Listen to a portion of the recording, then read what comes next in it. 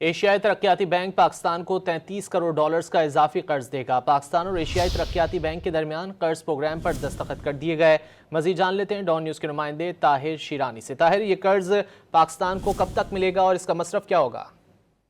جی، قرض پر کیونکہ دستخط ہو گئے ہیں تو بہت جلد پاکستان کو یہ رقم فراہم کر دی جائے گی۔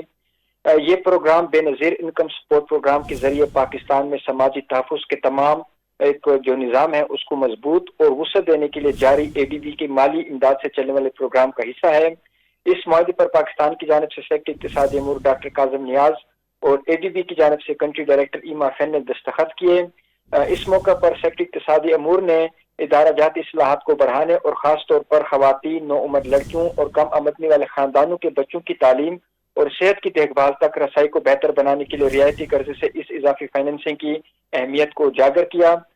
کنٹری ڈائریکٹر ایشیائی ترقیاتی بینک میں سماجی تحفظ کے نیٹ ورک کو مضبوط بنانے میں حکومت پاکستان کی حمایت کے لیے بینک کے عزم کا اعادہ کیا۔ انہوں نے کہا کہ یہ اضافی فائننسنگ پروگرام کے اہداف کو حاصل کرنے میں معاونت کرے گی، جس میں جامع ترقی، غربت میں کمی، ترقی اور متوسط آبادی کے لیے صحت کی دیکھ بھال تک رسائی شامل ہے۔